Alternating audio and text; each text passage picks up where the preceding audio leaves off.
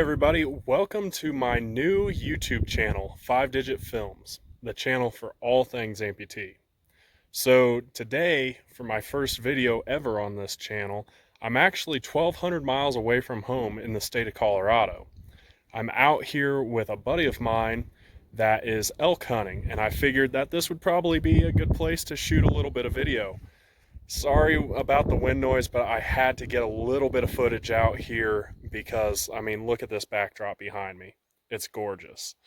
Later in the video, you'll actually see some footage of our drive into Colorado. If you've never been in this area before, the views are breathtaking, and it's something that I think that everybody should see. So at the end of the clip, I'll play a little, like 30-second video of our drive into Colorado, and I'll get a little bit more in depth of why we're here and what's going on and all that. But first and foremost, the number one thing, this is a channel for all things amputee. What makes me an authority on the subject? Well, that's pretty simple. I'm an amputee. So I am about almost 2 years, it'll be 2 years in December this year, out from my original amputation. So in this video, I'm going to go over what exactly happened. Obviously, I went the majority of my life so far with a full body, if you will. So I'm going to go over with you everything that's happened to me pretty much up until I got out of the hospital when the original amputation happened. But first, I'll give you guys a little tour around camp and give you an idea of the breathtaking scenery that I've been able and been very fortunate to take in myself over these last about 5 or 6 days. So we are out here with Majestic Trophy Outfitters, and they are a guided hunt outfitter. They have, I think, just under 700 acres out here that we can hunt, or I guess that my buddy can hunt. I don't have any tags, I'm just along for the ride. But anyway, he is who they got set up with, and right now things have been a bit on the challenging side because the weather and the moon phase aren't quite right. But that's where we're at, that's what we're doing, and this is the time that we've been able to do it. So as you can see behind me, obviously, we've got my buddy's Silverado and his camper out there, pretty nice setup. And we come around, we got some of the mountains behind us. I'll post up a couple pictures of the sunset last night, which were just wait till you see them, they were amazing. So here is our camp, and here is our background. We've got a 2015 Silverado. We've got a 2007, I believe, Forest River camper over here. We got crap strewn everywhere, but this is pretty much what we're living in. Two dudes on opposite ends of the camper. But it's working out pretty nice for us. He pretty much just bought this camper right before we left on this trip. So it's been a learning curve for the both of us. And that's why we're here. That's what we're doing. And I just wanted to be able to share with you guys some of the views. Obviously, at some point, I'm going to have to go back home, and the background isn't going to be quite as fun. All right, I decided to go ahead and come inside. That last clip was pretty windy, so if you've made it this far, don't worry. The video and sound quality should be pretty good from here. So to start this video off, as I said previously, we are going to be talking about what happened to me to make me an amputee. First off, my name is Bobby, and I've been an amputee for just under 2 years now.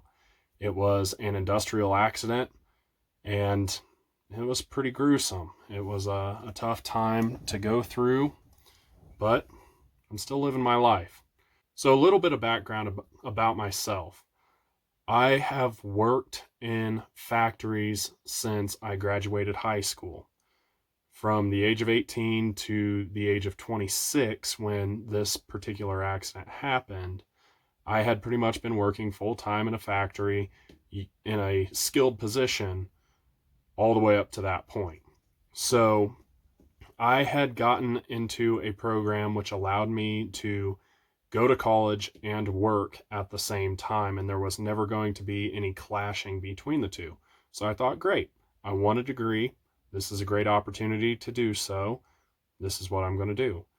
I was almost done with that degree. I had just a semester left to go.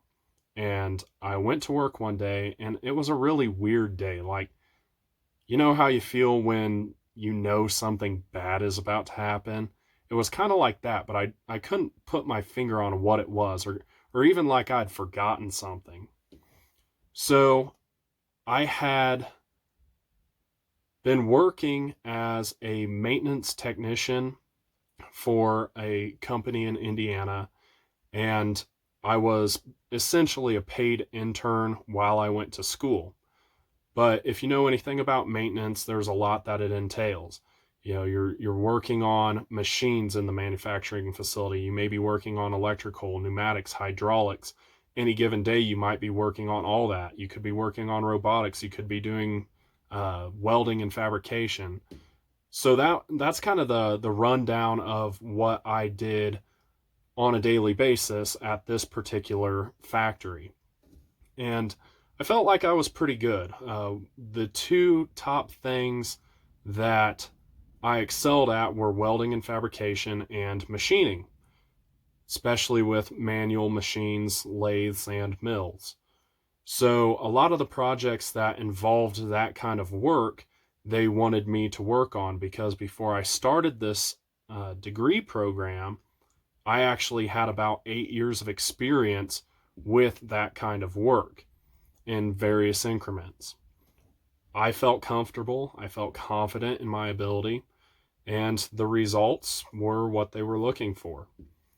So the day of my accident, I get to work, and around, I think about 9 in the morning, I got called onto a job, and basically what needed to happen was I had to pull what's called a radial rod out of one of our production machines, and I had to clean it up, put it back in the machine. Pretty simple.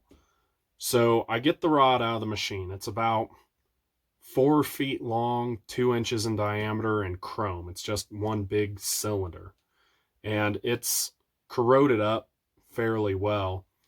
So I decide the fastest and most effective way to take care of that was to take it down to our machine shop, put it in the lathe, and high-speed polish it, essentially. So we get down there, me and another intern, and we start polishing. Everything's going just fine. Well, he went to go look for a finer grit sandpaper. I was polishing in 3 stages, a heavier grit, a finer grit, and then I was done. And while he was gone, I had almost finished up the project, but there was just one little area that I wanted to touch up a little bit. So what I had been doing was, the part is spinning in the machine at about 800 RPM. And I had taken a really long piece of emery cloth, and I had wrapped it around the part, started the machine, and then I was able to stand back and just hold the tails of that emery cloth in between my fingertips. The thought behind it is, if it were to grab, it would just rip out from between my fingertips, and I'm standing back a couple feet from the machine as it is, so no harm is going to come to me. Well, there was that one little area that needed touched up, and I didn't feel like getting an extra piece of emery cloth out. Still had a good usable piece in my hand, but I had to use the end of it. So I put my hand on the emery cloth, which is riding directly on top of the piece I'm polishing. My hand got caught, and it wrapped my hand around the part and then broke my bones, my radius and ulna, right behind my wrist. And as this is happening, for some reason, I had glanced a couple inches away from where my left hand was at, and I hear this snap. It's like two 2x4s just banging together. And I glance over. I didn't feel it. So I glance over and I look down and I see my hand wrapped around the part as it's spinning in this machine. It was at that second that I thought this was the end.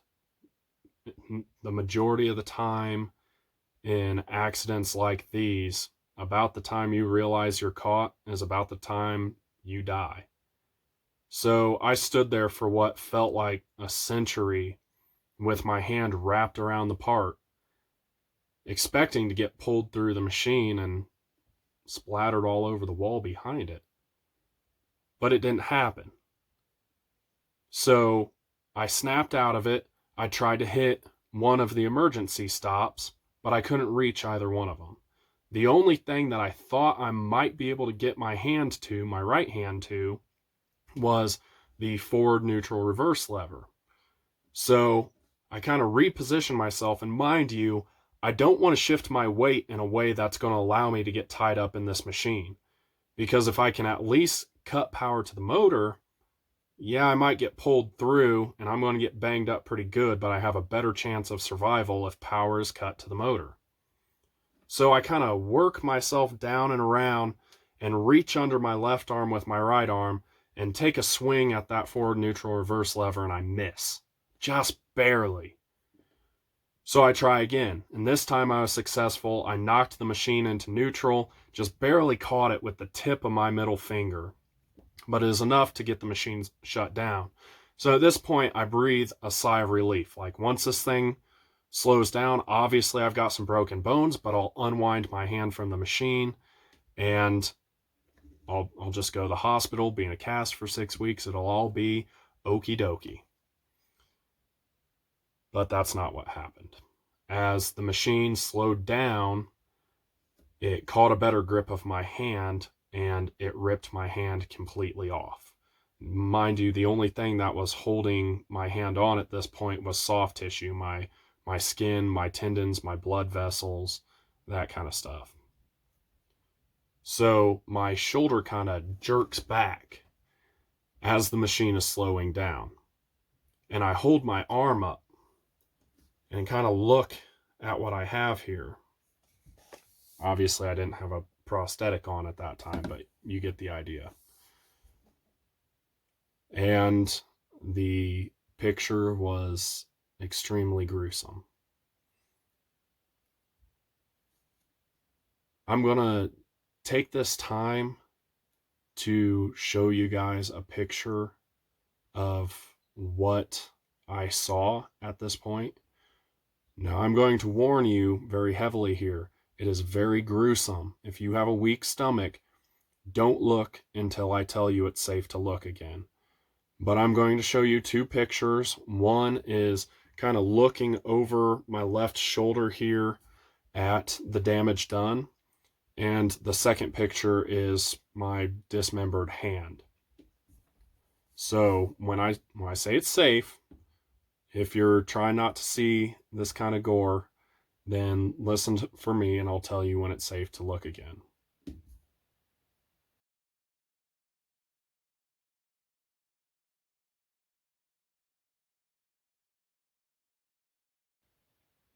Okay, it's safe to look now.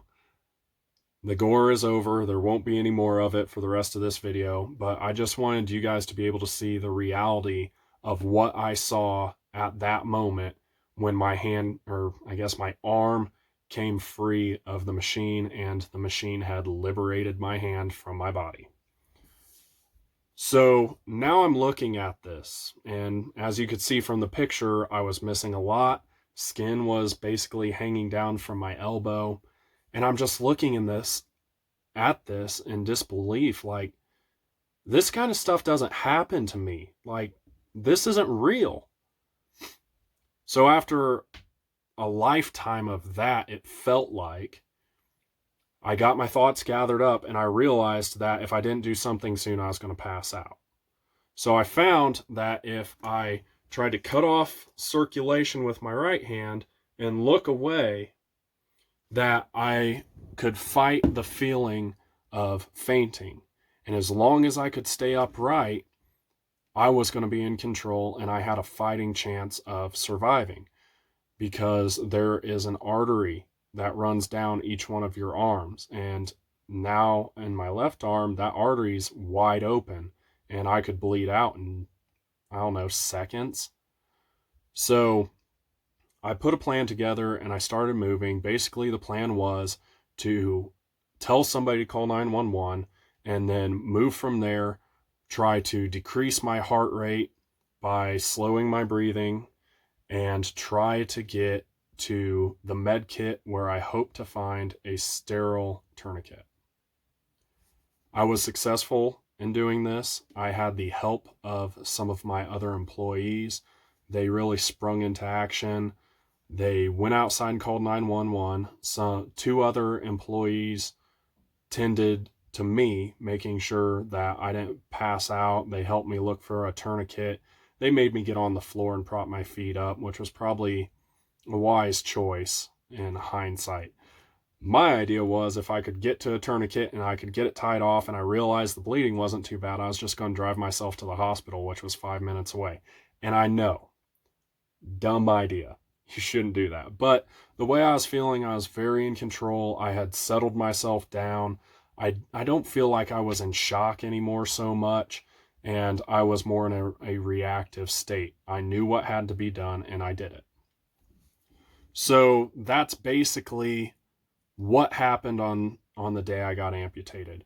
From there, I went to a hospital, a local hospital, and they were not a level 1 trauma center, which my kind of injury is definitely a level 1 injury.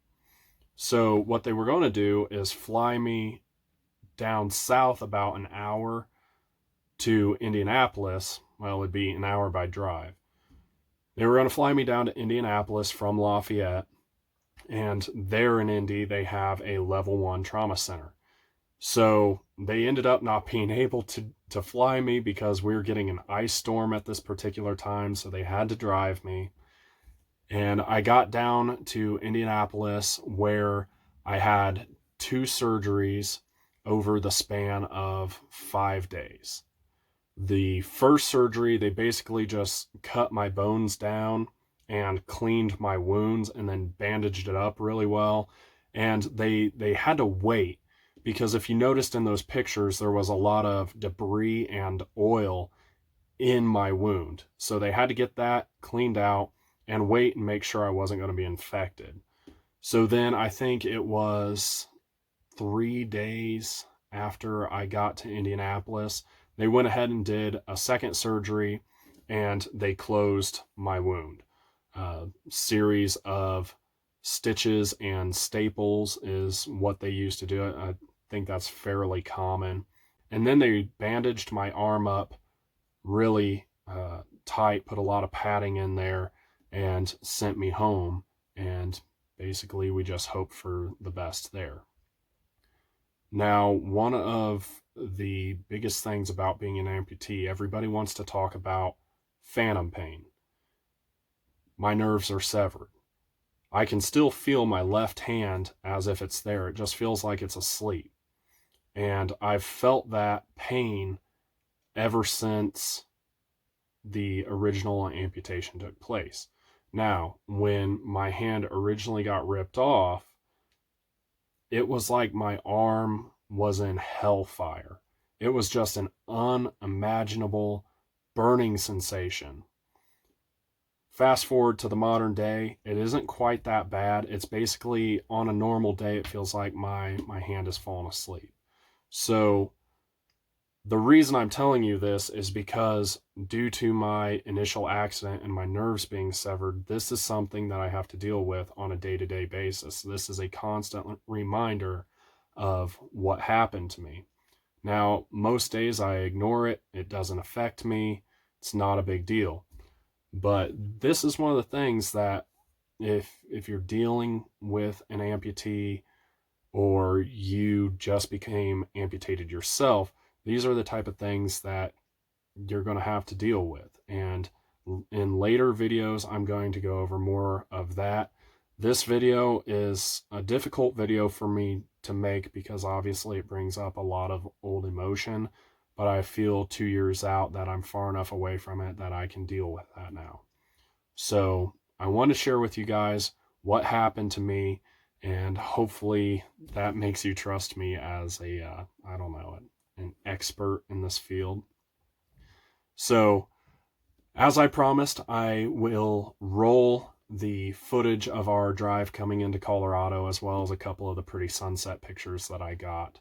I really hope you guys like this video. I hope it's informative. What I really want most out of this channel is to help educate people and to help other amputees by telling them my experiences and what I've gone through, so they know what to expect or even be able to learn as a new amputee even faster. So if you guys know anybody who is a fresh amputee, you might turn them on to my channel, and hopefully I can reach out to them via YouTube and help them out. If you guys have any questions or comments, go ahead and leave them down in the comment section, and I'll get back to you in the next video. I hope you all have a great day, and we'll see you next time. Bye.